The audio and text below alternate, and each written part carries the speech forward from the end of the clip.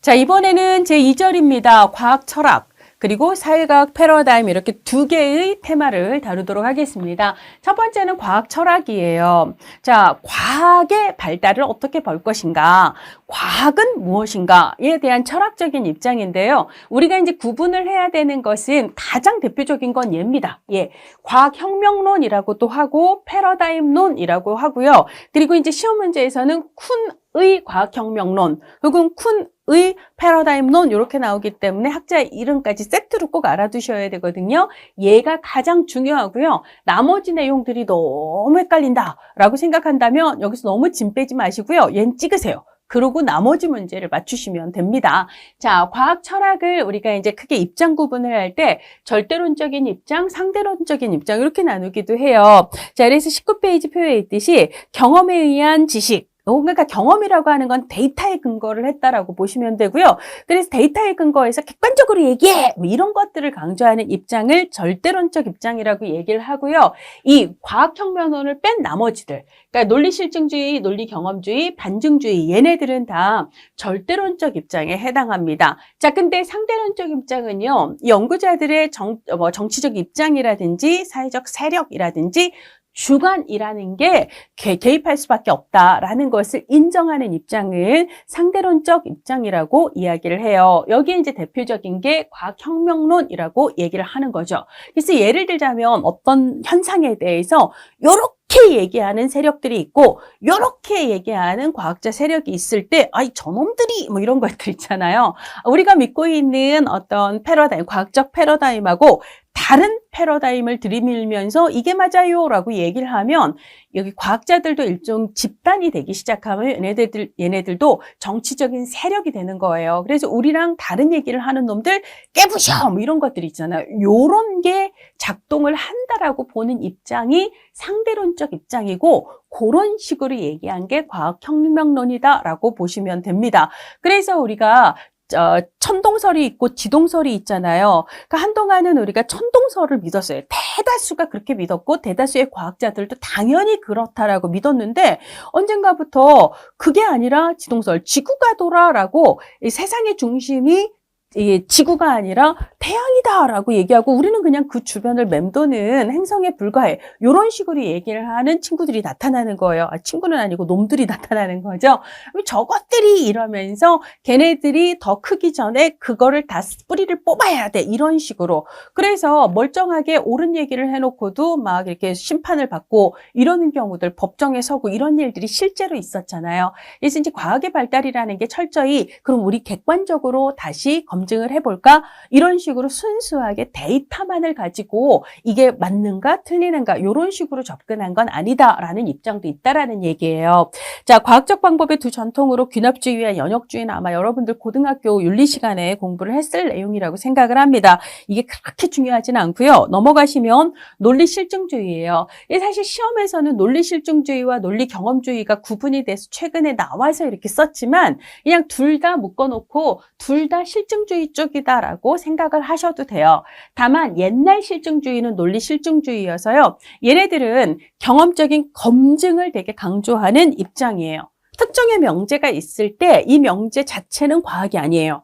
얘는 경험적인 데이터를 통해 검증이 가능해야지만 과학적 명제다라고 이야기를 하는, 그래서 데이터를 통해 이 명제의 진위, 맞는가 맞지 않는가 이걸 판단하는 것을 강조를 한다라는 거예요. 여기까지는 논리 실증주의 쪽의 입장인 거고 얘는 이제 대표적인 인물로 카르납이라는 과학자가 있습니다. 자, 근데 사람의 인식이라는 건 기본적으로 한계가 있어요. 우리가 이제 어떤 명제가 있을 때 그 명제를 맞는가 틀리는가 진위를 검증하기 위해서 그 현상, 그 명제와 관련된 모든 데이터를 확인해 보니 어머 맞네, 아우 틀렸네 이렇게 판단을 해야 되는데 실제로 우리는 인식의 한계로 인해서 그 명제와 관련된 모든 데이터들을 다 확인할 수가 없다라는 거예요. 다 검증할 수가 없고 설사 예를 들어 내가 초인적인 힘으로 세상에 존재하는 모든 데이터를 확인을 해서 어머 맞아요 라고 결론을 내린 그 다음날 또 다른 데이터가 출생을 하면서 다른 가능성이 생길 수 있잖아요. 뭐 예를 들자면 스완 백조죠, 백조. 백조는 희다라는 명제가 있을 때 논리실증주의는 세상에 존재하는 모든 백조를 다 확인해서 모든 백조가 다 흰색이었다면 그 명제는 맞는 거예요. 근데 예를 들어 일부 백조는 노란색, 빨간색, 파란색 혹은 얼룩덜룩 그러면 그 명제는 틀린 거예요. 이런 식으로 접근을 하는데 일단 우리가 세상에 존재하는 모든 백조를 다 확인할 수도 없고 만약에 모든 백조를 지금 확인했다 할지라도 내일 태어나는 새로운 백조의 색깔이 얼룩덜룩 이라면 내일 당장 이 명제는 틀리게 되는 거잖아요. 자, 그러니까 우리 인식의 한계라는 게 모든 데이터들을 객관적으로 확인하는 게 쉽지가 않기 때문에 그리고 이제 뭔가를 봤어요. 근데 예를 들자면 뭐 이런 거 있잖아요. 이런 식으로. 이거 너무 이상하게 생겼죠. 이런 그림을 이거를 어떤 사람을 보아도 이게 부리가 긴 이걸 부리라고 보고 부리가 긴 새의 얼굴로 이걸 인식하는 사람도 있고 또 어떤 경우는 이걸 귀라고 보고 토끼처럼 말이에요. 이쪽이 코, 그 다음에 여기가 눈 해갖고 여기를 귀로 볼 수도 있고 그러니까 같은 걸 보아도 관찰을 했을 때 같은 걸 다르게 지각할 가능성 즉 완전히 객관적으로 현상을 인지하는 건 아니기 때문에 어쨌거나 개인의 인식이라는 건 한계가 있다라고 이야기를 하는 그런 한계를 인식하면서 나오는 게 논리 경험주의다라고 볼 수가 있는데요. 이거는 뭐 논리 실증주의하고 완전히 다른 얘기다라기보다는 얘가 완벽한 검증이 불가하기 때문에 여기서 한 발 유보된 입장을 얘기하는 것 이렇게 생각을 하시는 게 좋아요. 자, 그래서 20페이지 맨 위쪽에 회색 박스 읽어보면 휴은 귀납적 추론의 한계를 주장했다. 지금까지 태양이 늘 동쪽에 있었다고 해서 혹은 지금까지 확인했던 모든 백조가 다 하얀색이었다고 해서 앞으로도 항상 그럴 것이다 라고 그렇게 딱 이 말은 맞아 라고 못 박을 수는 없다. 이런 얘기를 했다라는 겁니다. 그래서 지금까지 확인한 바에 의하면 대다수가 이러하였으니 확률적으로 앞으로도 그러할 가능성 즉 확률이 크다라고 얘기를 한다라는 거예요. 자, 그래서 논리 경험주의는 절대적인 검증이라기보다는 확률적인 검증을 강조를 하고 있고요. 얘는 이제 아까 사람들의 인식의 한계를 얘기했던 흉 철학의 영향을 받았다라고 이야기를 합니다. 그래서 완벽한 검증이라기보다는 지금까지의 확인 있잖아요. 확인이라는 말로 조금 더 유보된 표현을 씁니다. 자, 사실 이런 확률적 검증을 강조를 하는 입장의 연장선에서 반중주의가 나오는데요. 그러니까 반중주의는 넓게 보면 논리 경험주의 안에 속한다라고도 얘기를 할 수가 있는데 시험에서는 뭐 포포의 반중주의를 따로 문제를 내는 경우가 많아서요. 반중주의는 우리가 앞에서 과학적 지식 혹은 과학적 방법에 얘기를 할 때 우리는 절대적 지식이 아니라 잠정적 지식을 추구하고 언제든 얘는 수정 혹은 반증이 가능하다라고 얘기를 했잖아요. 그러니까 내가 어떤 현상에 대해서 A는 B다라고 하는 명제가 지금까지의 검증 과정에 거쳐서는 어쨌거나 특별히 반증되지 않아서 이게 맞는 얘기처럼 통용이 됐다 할지라도 추가적인 연구들을 통해서 후속 연구자들이 그 명제가 진짜로 맞을까에 대한 의심을 품고 걔를 반증할 수도 있지 않을까라는 생각으로 그거에 대한 추가적인 연구를 했을 때 결정적으로 기존의 명제에 위배되는 어떤 사례를 발견을 한 거예요. 아니네. 요렇게 반증 사례를 발견을 하게 되면 기존 이론을 반증하고 새로운 이론으로 나아가는 거잖아요. 이런 식의 기존 이론에 대한 반증의 노력들 그리고 반증 가능한가 가능하지 않는가 요런 거를 강조했던 게 칼 포퍼라고 하는 과학자가 됩니다. 칼 포퍼의 반증주의는요. 연역적 방법을 강조를 하는 사람이에요.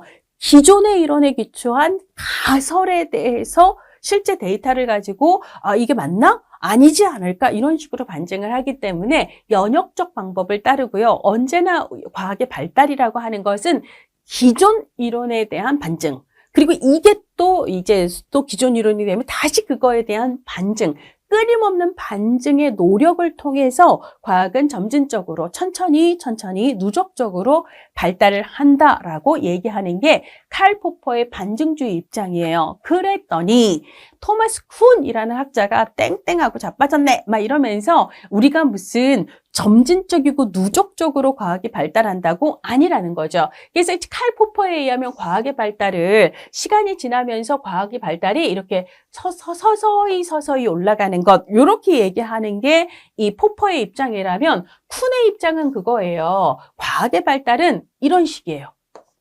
이런 식으로. 그래서 이건 마치 통일신라 시대가 끝나고 고려시대가 끝나고 조선시대가 열리는 것처럼 조금씩 삼국에서 고려, 통일신라로 조금씩 고려로 이렇게 가는 거 아니에요. 거의 혁명에 의해서 바뀌는 거예요. 목숨 걸고 많은 사람들이 피를 흘리고 그러고 나서 뒤집어 엎어버리는 거잖아요.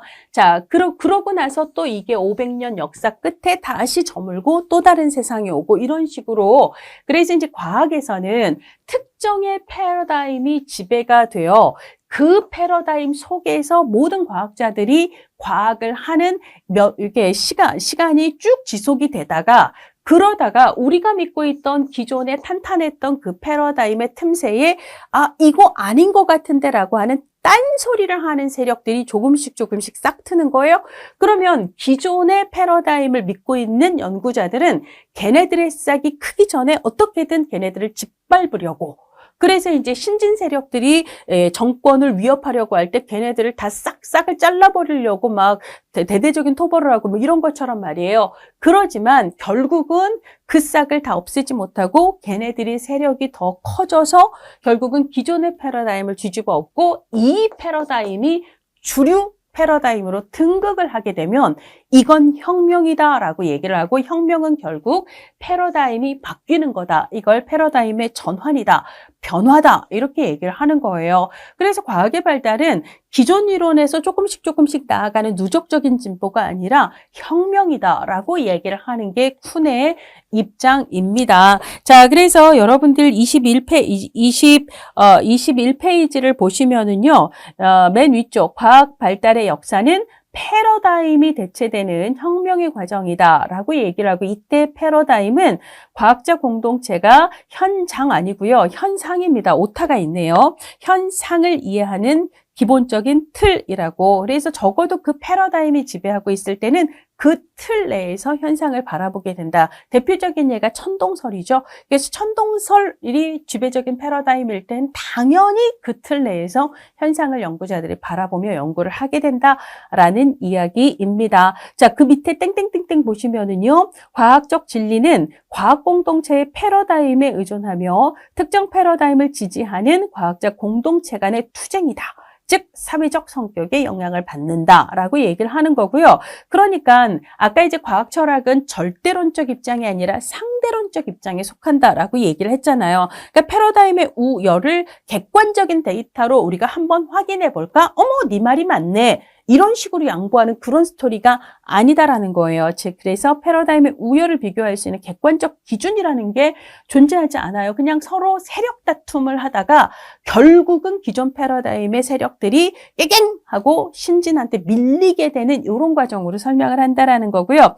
과학의 진보에는 특정한 패턴이나 구조가 존재한다라고 얘기를 합니다. 그러면서 그 밑에 그림 있죠. 전과학의 시대에서 정상과학으로 그 다음에 그 정상과학의 위기가 닥쳐서 혁명에 성공하면 새로운 정상과학의 시기로 이런 식으로 그런 흐름으로 과학 발달의 과정을 얘기를 했고요. 이때 전과학이라고 하는 거 교재를 보세요. 전과학은 특정의 패러다임이 아직 주류 패러다임으로 등극하지 그래서 우리가 삼국시대라든지, 그러니까 뭔가 신라에서 딱 통일하기 전이라든지, 위초고 세 나라가 막 다투던 삼국지 시대 있잖아요. 요때라든지, 이런 걸 생각을 하시면 돼요. 아직 주도권을 특정 패러다임이 주기 전을 전과학이라고 얘기를 하고, 그 중에 이제 어느 한 패러다임이 주류가 딱 돼서 지배하는 시기를 정상과학이라고 얘기를 하고, 그러다가 새로운 패러다임을 주장하는 세력이 등장을 하면 이걸 위기라고 얘기를 하고, 막 싸우다가 얘네들이 확 이겨서 얘네가 새로운 주류가 되면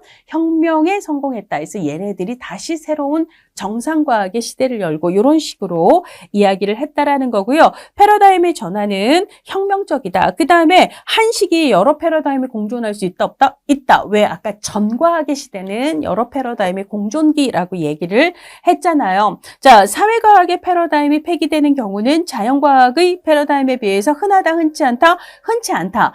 자연과학 같은 경우는 천동설이 지동설로 완전히 바뀌잖아요. 근데 사회과학 같은 경우는 기존 이론을 완전히 폐기하고 새로운 이론으로 갈아타는 일은 흔치가 않습니다. 서로 공존하는 경우가 더 많다라고 보실 수 있습니다. 그런 이야기로 구성이 돼요. 자, 이번에는요, 우리 사회과학 패러다임. 얘가 사회과학 패러다임으로도 시험에 나오지만 예전에는 사회과학 인식론으로 나왔었어요. 자, 근데 얘는 이제 어떤 거냐면 19세기에 실증주의가 도래를 하잖아요.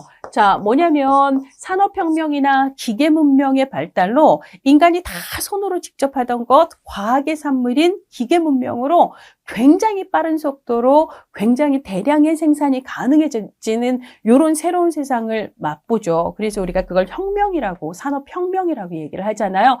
이 그러니까 과학의 발달이라는 것이 실제 사람들의 삶의 변화에 굉장히 많은 영향을 미치는 걸 보면서 프랑스의 19세기 초반에 이제 프랑스의 철학자죠. 오기스트 꽁트라고 하는 학자가 자연과학에서의 자연과학의 발달이 굉장히 인류 문명에 포지티브한 영향을 주고 있네.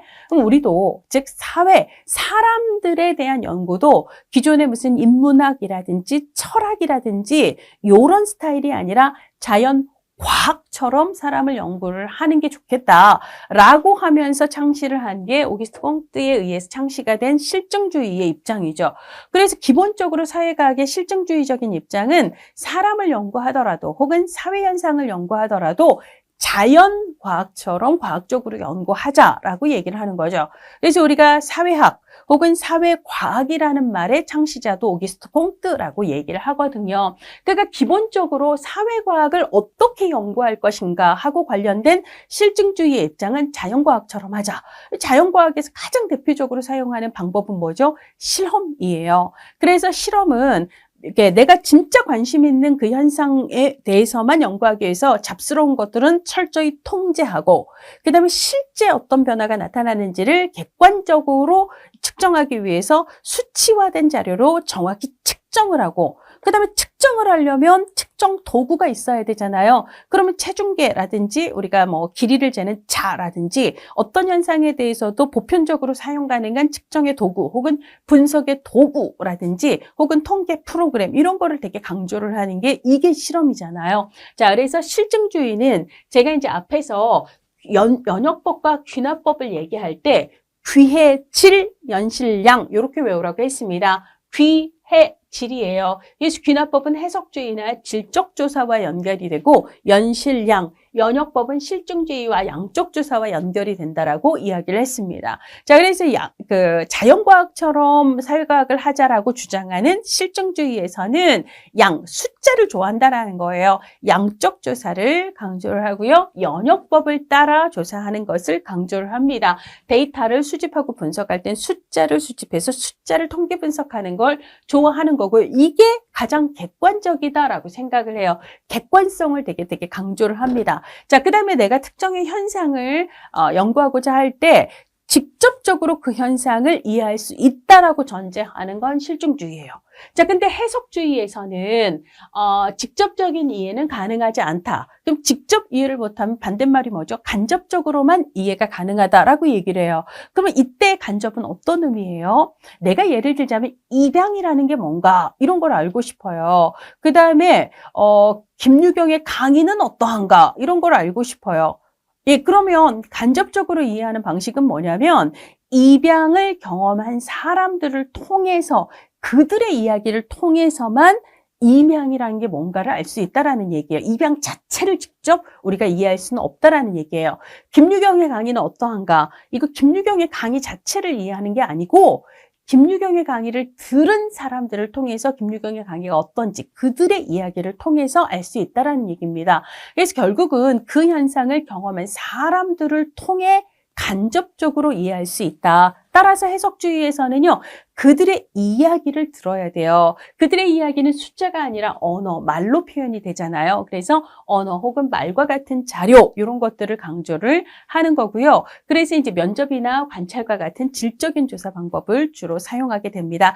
그들에게 그것이 어떠한가를 묻는다라는 것은 그들에게 그 현상이 어떤 주관적인 의미로 다가왔는가, 이런 것들을 강조하는 특징이 있다라고 이야기를 할 수가 있습니다. 그런 내용이 22페이지, 23페이지에 쭉 적혀 있어요. 그래서 22페이지부터 굵은 글씨 다시 한번만 체크를 해보도록 합시다. 자, 실증주의에서는 맨 위쪽에 객관 이런 걸 강조를 하고요. 그 다음에 특히나 얘네들은 경험적으로 검증 가능하다. 이게 아까 우리 논리 실증주의에서 강조하는 거잖아요. 실증주의에서는 이런 실증주의적인 입장을 되게 강조하는 거고, 그래야 과학인 거고 검증 불가한 건 과학이 아니다라고 구분을 합니다. 현상에 대한 직접적인 이해가 가능하다라고 보는 거고요. 사람의 현상은 주관, 이게 필요 없어요. 객관적인 법칙을 따른다라고 이야기를 하는 거고요. 누구나에게 보편적으로 적용 가능한 분석의 도구, 조사 도구가 있다라고 이야기를 합니다. 자, 강조점에서 인간의 행위를 예측할 수 있는 법칙이 있다, 규칙이 있다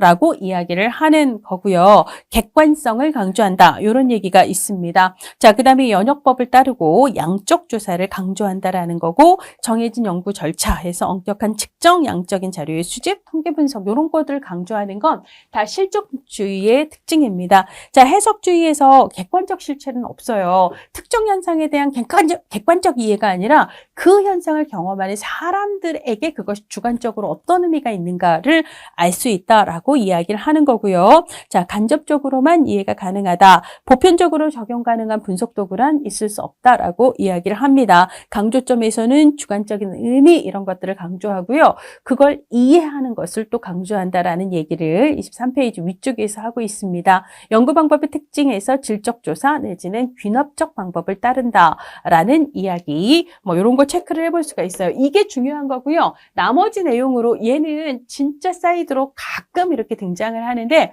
후기 실증주의는 우리가 앞에서 논리 경험주의 있잖아요. 그거 생각하시면 되거든요. 근데 이제 논리 실증주의와 쌍을 이루는 문제로 논리 경험주의가 시험에 언급된 바도 있고, 그 다음에 이쪽 사회과학 패러다임에서는 실증주의, 후기 실증주의 이렇게도 이게 나오기도 하고, 그래서요. 그래서 비슷한 말이라고 생각을 하시면 돼요. 우리가 모든 걸 다 볼 수는 없기 때문에, 그 다음에 내가 완벽히 객관적으로 이건 이거라고 얘기할 수 없는 게, 같은 걸 봐도 사람들이 서로 다르게 볼 수 있기 때문에, 그러니까 같은 현상에 대해서 서로 다른 주관을 가진 연구자들이 예를 들어 서로 다른 결론을 내렸다고 할지라도, 그럼에도 불구하고 거기서 동의가 가능한, 아까 A 있고 있잖아요. 이 부분은 우리가 객관적이라고 하자라고 얘기하는 그런 식의 접근.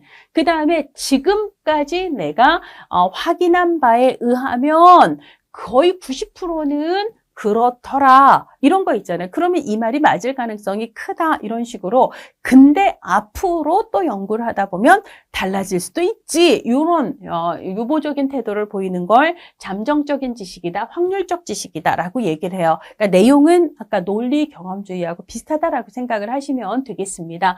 자, 그 외의 패러다임으로 비판적 사회과학인데요. 그러니까 여기서는요, 사회적으로 억압을 당하고 있는 사람들의 편에서 연구가 이들의 일종의 해방을 위한 도구가 되어야 된다라는 입장이에요. 자, 그래서 기존의 연구는 연구자가 연구 대상인 사람들을 연구하는 거고, 연구 대상은 연구의 주체가 되는 게 아니라 그저 대상일 뿐, 연구의 객체일 뿐이었잖아요. 근데 비판적 사회과학은 그게 아니라고 보는 거예요. 연구가 그들을 위해서 사용되는 도구가 되어야 하고, 그들은, 즉 억압된 사람들은 연구의 단순히 객체와 대상일 대상으로 이렇게 치부되어서는 안 되고요. 연구가 진행되는 모든 과정에 함께 참여하는 파트너, 즉 주체가 함께 되어야 한다. 이걸 우리가 사회복지 실천에서는 임파워먼트라고 이야기를 하는 거죠. 자, 그래서 비판적 사회과학 보시면은요, 23페이지 이론을 좀 더 실천적인 입장에서 바라보자. 이론이 일종의 실천의 도구가 될 수 있다. 이런 입장이라고 보시면 되고요. 사회, 특정 사람들을 억압하는 사회 구조의 변화를 지향을 할 필요가 있다라고 얘기를 하고 특정의 사람들을 억압하는 사회 구조 이런 것들을 파악해서 바꾸는 데 초점을 둔다라는 거고요. 억압에 초점을 맞추며 억압받는 집단의 임파워먼트를 위해서 연구를 활용하자라고 이야기를 합니다. 이런 목적이 중요한 거지 뭐 질적이다, 양적이다 이거를 구분하는 건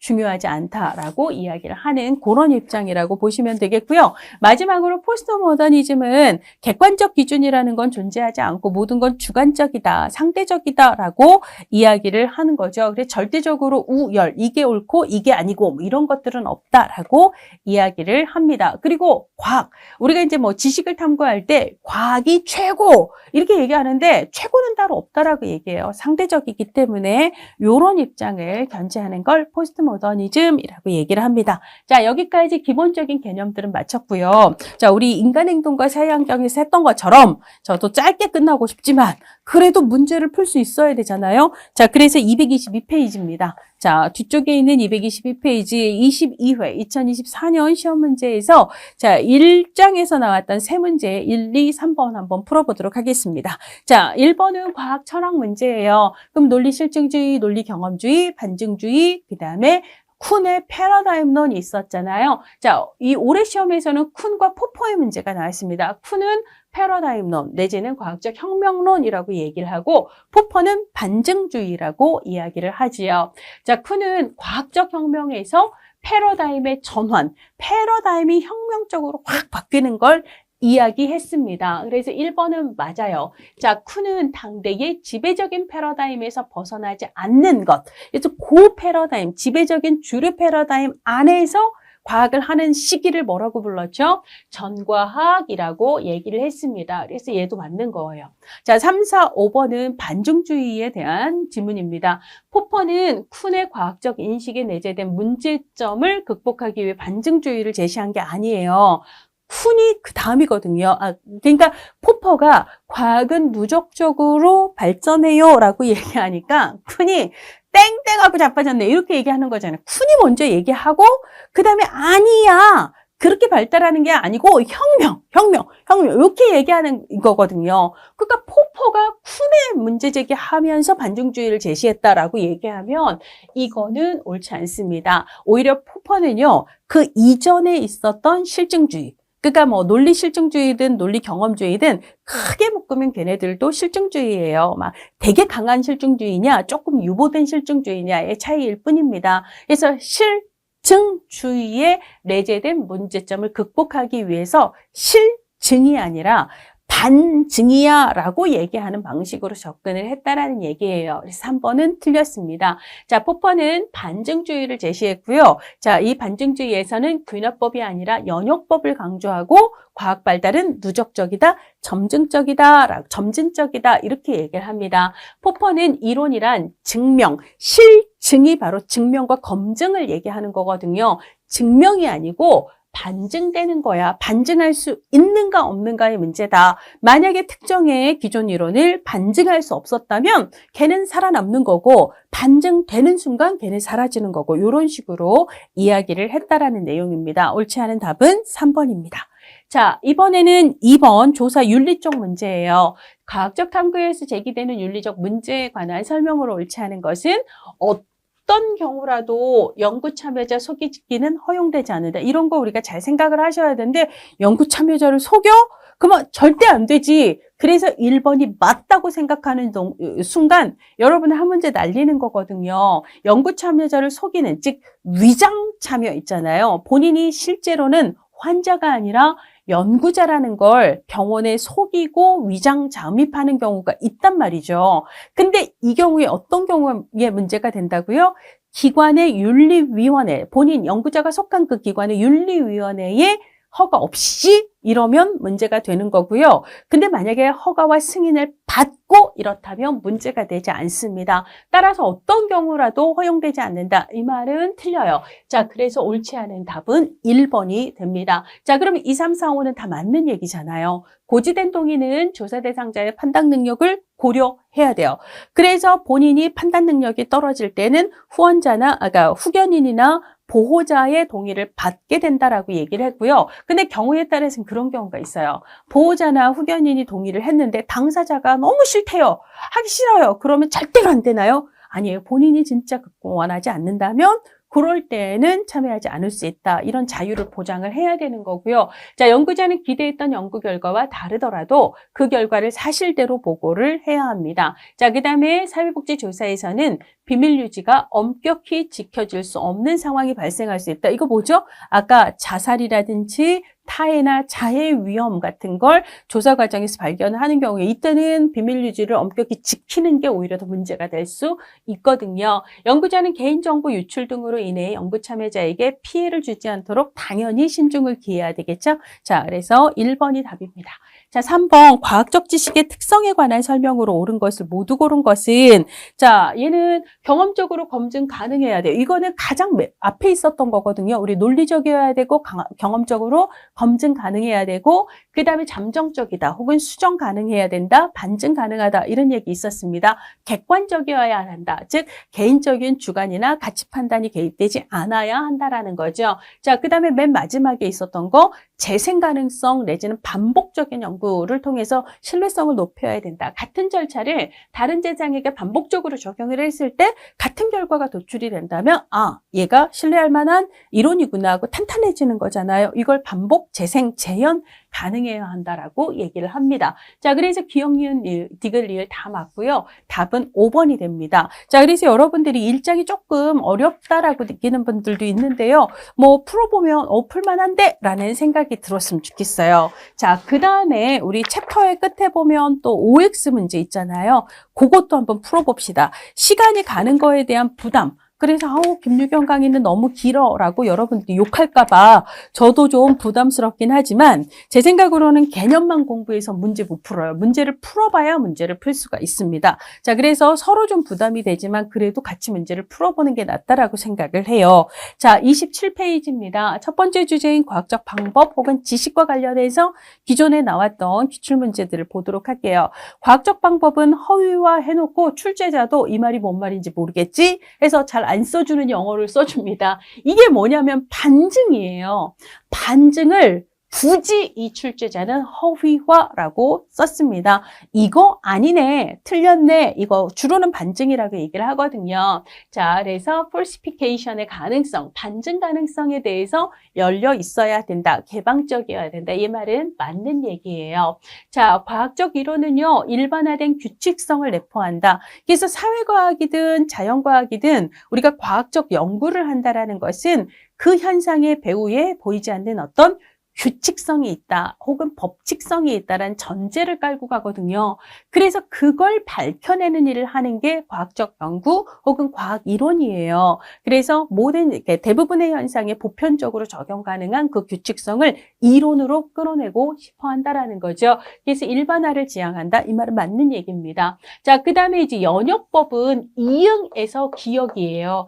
일반적인 명제나 이론의 기초에 가설을 도출한 후 그 가설을 경험적인 데이터로 검증하는 절차를 취하는 걸 연역법이라고 얘기를 합니다. 근데 이제 거꾸로 귀납법은 이렇게 가는 거죠. 개별 사례에 대한 경험적 관찰에서 시작해서 유형을 발견해서 유형을 이론으로 도출하는 게 귀납법이었어요. 근데 여기서는 일반적인 것, 즉 일반적인 명제나 이론에서 출발을 해서 특수한 것, 즉 개별 사례로 나아가겠다라는 거기 때문에 얘는 연역법이 맞습니다. 자, 3번 맞고요. 과학적 지식은 연구자의 주관적 가치 판단이 연구 과정, 결론에 작용하지 않도록 객관성을 추구한다라는 것은 올해 시험에 나왔던 옳은 지문이었습니다.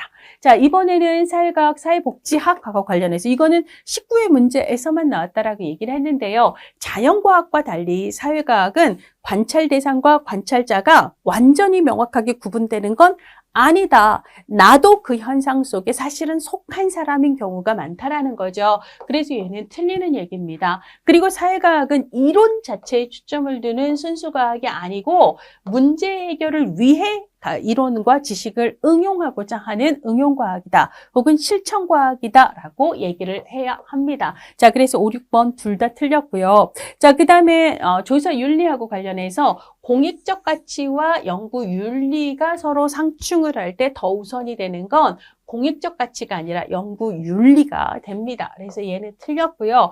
자, 익명성을 유지할 수 있어야 비밀 보장이 가능하다? 아니에요. 내가 면접이나 관찰 데이터의 경우에는 내가 직접 수집한 데이터여서 이게 누구 건지 알지만, 즉 익명성이 보장이 될 수는 없지만 그래도 비밀 보장을 위해 최선을 다해야 되는 거거든요. 이 익명성이 보장이 돼야, 전제가 돼야 비밀 보장을 한다라는 얘기는 틀리는 거죠. 설문 응답자를 어떻게 선정했는지 응답자들한테 알려주질 않아요. 도대체 내가 왜 이 연구에 참여하고 있는 거지? 이런 걸 모르게 하면 안 됩니다. 고지된 동의를 할 때 그것도 알려줘야 돼요. 따라서 얘는 문제가 돼요 라고 얘기하는 건 맞는 얘기예요. 자, 요것도 이제 2024년 문제에 나왔지만 연구 참여자 속이기가 어떤 경우에도 허용이 되는 건 그러니까 허용되지 않는 건 아니고 아까 연구윤리위원회의 승인 하에 서는 일부 가능하다라고 바꿔주셔야 합니다. 자, 그래서 10번은 틀립니다. 자, 이번에는 과학 철학 쪽 문제인데요.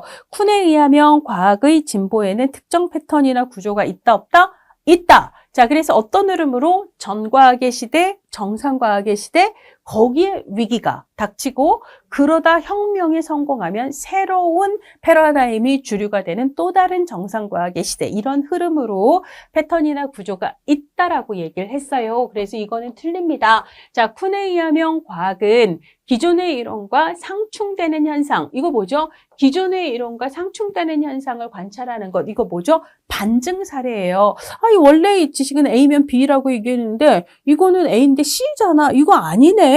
이거가 좀 틀린 거 아닌가 해서 기존 이론을 반증하는 사례에 대한 관찰을 토대로 하는 건 포퍼의 반증주의가 되는 거죠. 자, 그리고 기존의 이론에 대한 엄격한 검증이 아니라 반증을 한다라고 써야 돼요. 그리고 주어를 어떻게 바꿔야 되죠? 여기를 포퍼로 바꿔야 되죠. 포퍼에 의하면 과학은 기존의 이론과 상충되는 현상을 관찰하는 데에서 출발을 해서 기존 이론에 대한 반증을 행한다. 이렇게 바꿔야 맞는 이야기입니다. 자, 쿤은 당대의 지배적 패러다임에서 벗어나지 않는 것. 그래서 딱 그 패러다임 하에서 과학을 하는 시기를 정상과학이라고 얘기했습니다.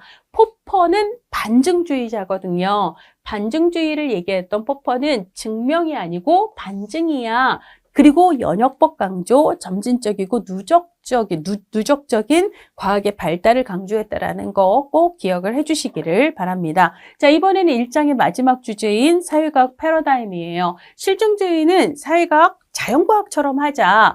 객관적 실제가 독립적으로 존재하니 그걸 그냥 직접 이해하면 돼 라고 이야기를 합니다. 맞고요.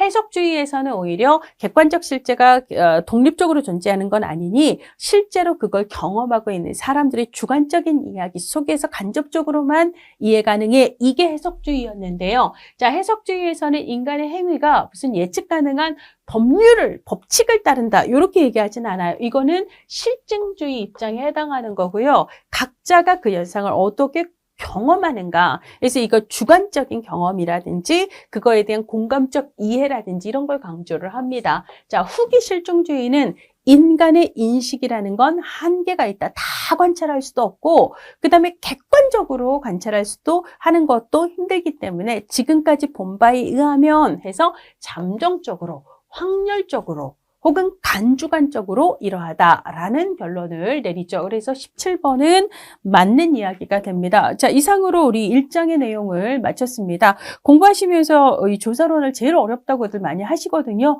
하나하나 차근차근 씹어먹으면 다 소화가 됩니다. 자, 그런 믿음으로 우리 벌써 25문제 중에 3문제 킬 했잖아요. 그죠? 앞으로도 1장에서 나오는 건 다 킬한다라는 자신감을 가지고 잠깐 쉬었다가 2장 넘어가도록 하겠습니다.